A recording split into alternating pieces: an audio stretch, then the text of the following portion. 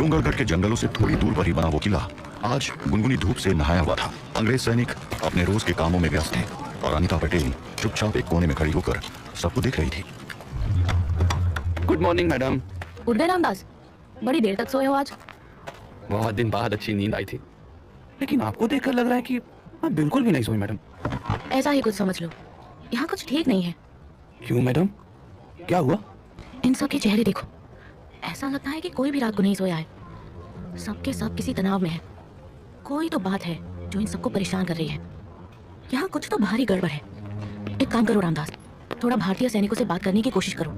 Colonel Andrews और बाकी Britishers को मैं संभालती हूँ। पर मैं उनसे पूछूंगा क्या? कुछ भी, बस उनको बातों में उलझाए रखो। पता तो चले कि आखिर यहाँ चल क्या रहा है। जी मैडम। और हाँ, पहले कुछ खा लेना। वही करने जा रहा था मैडम, भूखे पेट वैसे भी मेरा दिमाग नहीं चलता। चलो अब कैप्टन एंड्रयूज को ढूंढा जाए। Sergeant Walter's, sergeant. Miss Anita, क्या हुआ? कर्नल एंड्रयूज कहाँ हैं? दिखाई नहीं दे रहे हैं। आप कर्नल को क्यों ढूंढ रही है? मुझे उनसे कुछ जरूरी बात करनी है। आप मुझे बता दीजिए, मैं उन तक आपकी बात पहुंचा देगा। थैंक यू सार्जेंट, बट मैं उनसे खुद बात करना चाहती हूँ। आप प्लीज मुझे बता दीजिए कि वो इस समय कहाँ है। वो अभी आपसे नहीं मिल सकते। क्यों? मिस अनीता प्लीज, कर्नल अभी बिजी है। फाइन, अब बस मुझे ये बता दीजिए कि वो है कहाँ। I will ask him myself. Miss Anita, मैं आपको बोला ना, colonel is busy. But where is he? मुझे बस उनसे 2 मिनट का काम है। वो अभी फोर्ट के बाहर गया है। बाहर? किधर? I cannot tell you that. You can not tell? एक तरफ आप लोगों ने कहा कि एरिया में रिबेल्स का खतरा है और दूसरी तरफ कर्नल बाहर अकेले गए हैं। Quite surprising. वो सेट कि वो अकेला गया है। इस फोर्ट में टोटल 46 लोग हैं, excluding me and Ramdas. 25 Indian सिपाहीज, 16 English privates, 1 sergeant that is you, 3 cooks और कर्नल एंड्रयूज। और इस वक्त 45 लोग फोर्ट के अंदर हैं। Yes sergeant, I know how to count. तो अगर इस वक्त कर्नल यहाँ नहीं है, दैट मींस कि वो अकेले बाहर गए हैं। रिबेल्स के खतरे के बाद भी उनका बाहर जाना कुछ समझ नहीं आ रहा है। Am I right sergeant Walters? You are smart miss Anita, लेकिन ध्यान रखिए कि कहीं आपकी स्मार्टनेस आपको भारी ना पड़ जाए। डोंट वरी सार्जेंट, मैं अपना ध्यान रख सकती हूँ। You will need to.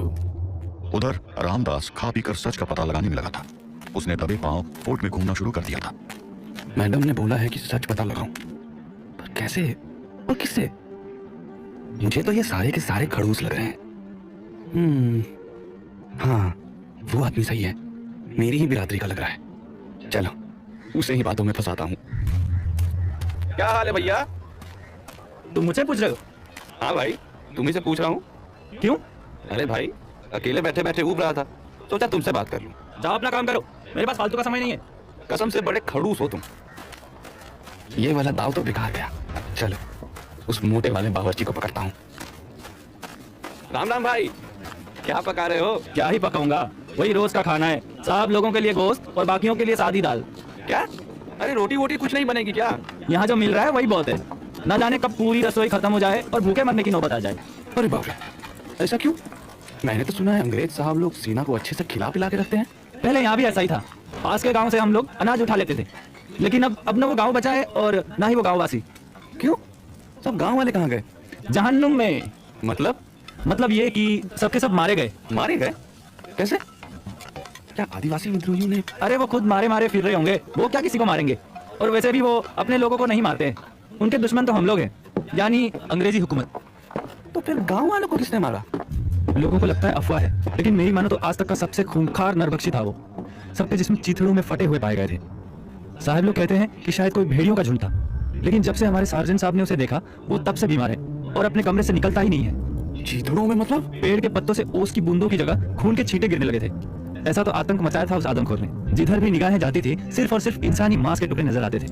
बच्चों तक को नहीं छोड़ा था उन दरिंदों ने। ये पहचानना मुश्किल था कि कौन सा टुकड़ा किसके जिस्म का था, और बाकी क्या हुआ ये तो सिर्फ सार्जेंट हैरी साहब ही जानते हैं। Sergeant Harry? लेकिन उस रात हमले के बाद जब सार्जेंट हैरी को किले पर वापस लाया गया, तो वो बिल्कुल बदल चुके थे। कपड़े फटे थे और आंखें भी फटी की फटी रह गई थी। कर्नल ने कहा उन पर भेड़ियों ने हमला किया, और भेड़ियों के हमले के बाद सार्जेंट अपने पैरों पर चलकर तो वापस नहीं आ पाते। फिर क्या? कुछ नहीं, उस दिन से वो अपने कमरे में ही है। रामदास के कदम अब डर के मारे लड़खड़ाने लगे थे, लेकिन वो किसी तरह अनीता को ढूंढने निकल पड़ा। अरे देखे, सो सॉरी मैडम, मैंने आपको देखा नहीं। क्या हो गया रामदास? ये आंखें बंद करके किधर भागे जा रहे थे? मैं तो आपके पास ही आ रहा था मैडम। क्या हुआ? क्या पता चला? और ये तुम कहाँ क्यों रहे हो? मैडम, मुझे लगता है हमको इधर से निकलना चाहिए। ये जगह कुछ बहुत खतरनाक हो रहा है मैडम। अरे हुआ क्या? मैडम, और फिर रामदास एक सांस में अनीता को वो सब बताता चला गया जो उसने उस बावर्ची से सुना था। सारी बातें सुनकर अनीता की आंखों में एक अजीब सी चमक आ गई जो रामदास से छुपी नहीं रही। नहीं मैडम, बिल्कुल नहीं। क्या हुआ? क्या नहीं? मैडम, मैं जानता हूँ कि आप क्या सोच रही हो। आपको अच्छे से जानता हूँ मैं। डरो मत रामदास, मुझे कुछ नहीं होगा। नहीं मैडम, ये मामला कुछ अलग है। आप इससे दूर रहिए। और तभी उस किले के लंबे कॉरिडोर के अंधेरे कोने से एक अंग्रेजी आवाज गूंजी। आखिर किससे दूर रहने का बोल रहे हो तुम मिस अनीता को? अरे कर्नल एंड्रूज, आप? मुझे सार्जेंट वॉल्टर्स ने बताया कि आप मुझसे कुछ बात करना चाहती हैं। हाँ, वो रामदास से मैं अभी वही बात कर रही थी कि हम लोग कल सुबह वापस निकल जाएंगे। ओह, मुझे लगा था कि आप कुछ दिन तो हमारे साथ रहेंगी। After all it is not every day that you get to host a beautiful lady in this part of the world. Compliments के लिए शुक्रिया कर्नल, बट आई होप कि हम कभी किसी बेटर जगह पर बेटर सिचुएशन में मिलेंगे। Well, as the lady decides. अच्छा कर्नल, आप सुबह कहीं गए थे क्या? हाँ, वो थोड़ा मॉर्निंग वॉक के लिए गया था। Anyways, I hope you will excuse me, मैं थोड़ा रेस्ट करना चाहता हूँ। Sure, no issues. Colonel Andrews कुछ तो छुपा रहे हैं, पर आज रात मैं सच का पता लगा कर रहूंगी। रामदास, अब सुनो तुम्हें क्या करना है।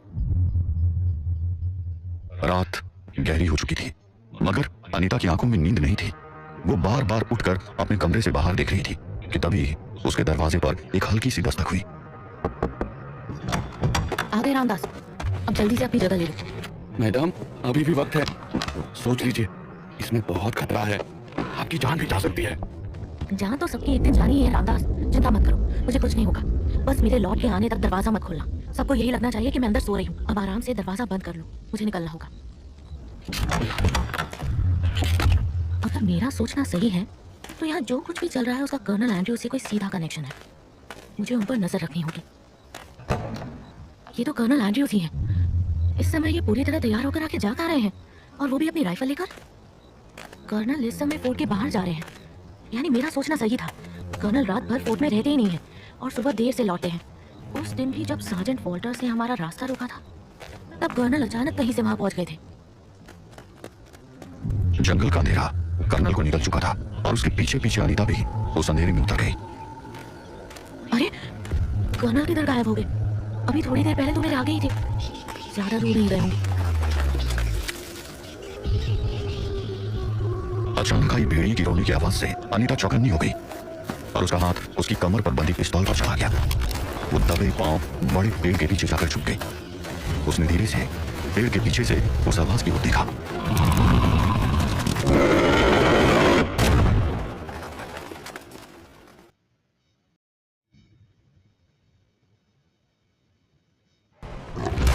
Get down miss Anita. गोलियों की आवाज सुन के अनीता घबरा गई। पेड़ पर अपनी पीठ सटा के उसने अपनी आंखें मीच ली थी। वो कुछ समझ नहीं पा रही थी कि आखिर वहां चल क्या रहा था। उस घने काले जंगल में कर्नल एंड्रूज हवा में गोलियां चला रहे थे या फिर वाकई वहां कोई था। मिस अनीता, हमें यहाँ से निकलना होगा। What is happening, colonel? बताने का टाइम नहीं है। We have to run. Okay okay. Fort की तरफ भागिए मिस। जंगल में रहे तो ये हमें मार डालेगा। कौन मार डालेगा? सवाल बाद में पूछ लीजिएगा, अभी बस भागते रहिए। डैम इट, वो हमारे पीछे ही है। कीप रनिंग फास्टर, हमें कैसे भी फोर्ट तक पहुंचना है। Why don't you shoot it, colonel? उस पर गोलियों का कोई असर नहीं हो रहा है How do you know? क्योंकि मेरी हर बुलेट निशाने पर लगी है। शिट, वो हमारे काफी पास पहुंच चुका है। Faster miss Anita, faster. आखिर यहाँ हो क्या रहा है? ये क्या बला है? उनके भागते कदम अचानक रुक गए थे क्योंकि उनके ठीक सामने एक ऐसा दृश्य था जिस पर अनीता की आंखें भरोसा नहीं कर पा रही थी। ये कैसा जानवर है? ये तो भेड़िया है, मगर ये अपने दोनों पैरों पर खड़ा है। How? ये भेड़िया नहीं है मिस अनीता, ये Shoot him, colonel! Shoot him! मैं पहले ही इसे शूट कर चुका हूँ पर इस पर कोई असर नहीं हो रहा है। We have no way to run. तुम एक काम करो, मेरे इशारे पर राइट साइड से भागो। मैं इसको डिस्ट्रैक्ट करके अपने पीछे ले जाऊंगा। No, colonel, I will not leave you alone. कोई तो रास्ता होगा इसको मारने का। कोई रास्ता नहीं है। हम दोनों में से एक ही इस जंगल से जिंदा निकल सकता है। अनीता को अपनी और कर्नल की मौत साफ नजर आ रही थी कि तभी आंधी के बीच से एक 6.5 फुट लंबी परछाई एकदम से वहां आकर खड़ी हुई। उसके रात से काले कपड़े उसके 6.5 फुट के शरीर को घेरे हुए थे। हेलो ओल्ड फ्रेंड, लैड, बड़ा देर से याद आया। But I remembered you. About time. Yes, about time.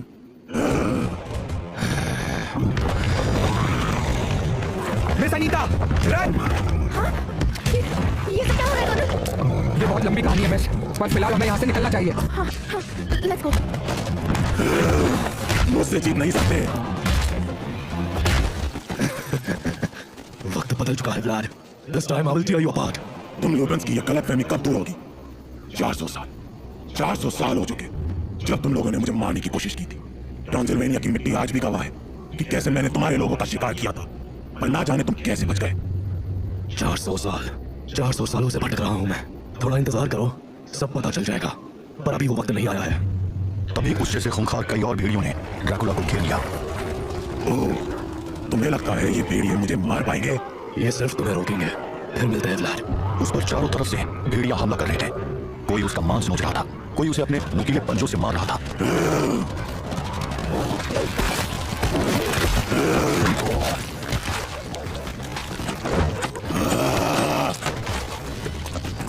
सिर्फ कुछ सेकंड तक ये झेलने के बाद ही ड्रैकुला ने एक भेड़िए की गर्दन एक झटके में मरोड़ दी और उसके बाद उसने हर एक भेड़िए को गौर से देखा। और दूसरी ओर कर्नल एंड्रयूज और अनीता लगभग जंगल की सीमा तक पहुंच ही गए थे। हम बस पहुंचने ही वाले। Keep running. ये सब क्या था colonel? I will tell you everything, पर पहले इस जंगल से बाहर। Not so fast, my friend. No, हमें जाने दो। Fine, but she stays. Don't do this. तुम इससे लड़ सकते हो हाव। We will find a cure. मैं तुम्हें इस कर्स से बचाऊंगा। जस्ट लेट अस गो। तुम सच में बेवकूफ हो एंड्रूज। Look at me. तुम्हें क्या लगता है कि मैं किसी कर्स का शिकार हुआ हूँ?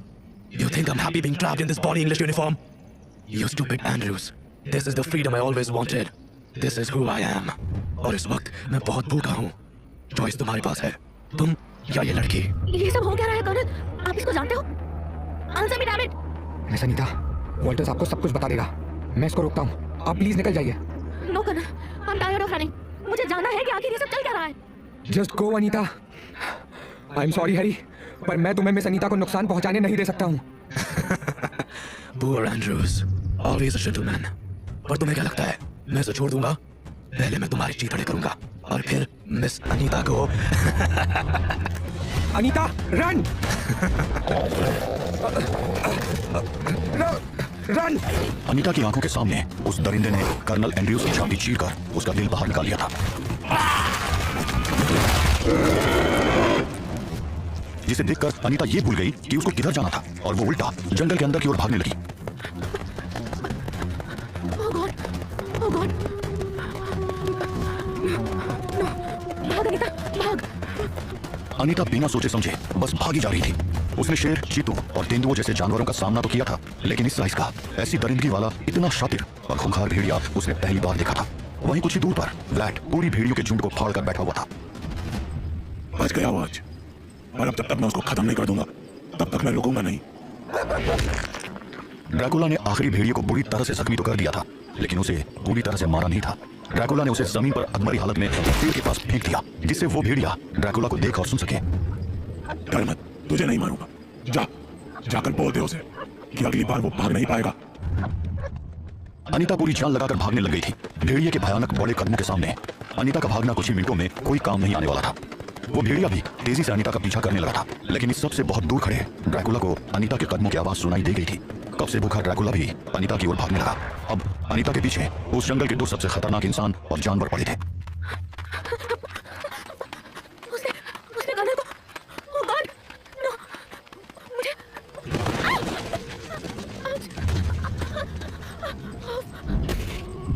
ड्रैकुला झाड़ियों को हटाकर तालाब के पास पहुंचा, जहां एक पेड़ के नीचे एक लड़की मुंह के बल बेहोश पड़ी हुई थी। ड्रैकुला, जो कि मीलों दूर की आवाजें साफ सुन सकता था, उससे बेहोश पड़ी अनीता की भी दिल की धड़कन साफ सुनाई दे रही थी। उस बड़े भेड़िए से कुछ दूर आ चुकी थी अनीता, लेकिन अब ड्रैकुला उसके पास पहुंच चुका था और उसने उसे अपने हाथों में उठा लिया। ड्रैकुला ने अपने एक हाथ से पानी लेकर सीधे अनीता के चेहरे पर फेंका। नहीं, कर्नल एंड्रूज, रामदास, मैं कहाँ हूँ? तुम कौन हो? काले कपड़ों में अनीता के पास खड़ा ड्रैकुला और ज्यादा लंबा और डरावना लग रहा था। तुम ना जानो तो बेहतर होगा। वो यहाँ नहीं आएगा। आखिर यार ये सब चल क्या रहा है? बोला ना, तुम ना जानो तो बेहतर है। हर कोई मुझे यही बोल रहा है। मुझे जानना है कि आखिर ये सब चल क्या रहा है। और तुम इस जंगल में क्या कर रही थी? एक्सक्यूज मी, पहले सवाल मैंने पूछा है। मुझे बताओ कि आखिर इस जंगल में चल क्या रहा है। Feist, यहाँ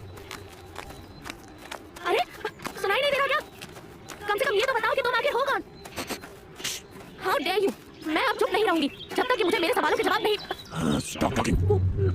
मैं हिलना मत। क्या हुआ? ओह नहीं, ऐसे नहीं। ये टाइगर बस पानी पीने आया है, ये अटैक नहीं करेगा। देखा, मैंने कहा था ना। ब्रेव हो तुम, लेकिन अब जो मैं पूछूं चुपचाप जवाब देना। क्या नाम है तुम्हारा? पहले तुम बताओ कि तुम कौन? तुम्हें समझ नहीं आया क्या? सवाल सिर्फ मैं पूछूंगा। और अगर जवाब नहीं दूं तो? तुम्हें वापस जाना चाहिए। ये जंगल तुम्हारे लिए सेफ नहीं है। मैं कहीं नहीं जाऊंगी until and unless I know कि यहाँ चल क्या रहा है। सुन रहे हो ना? I will not।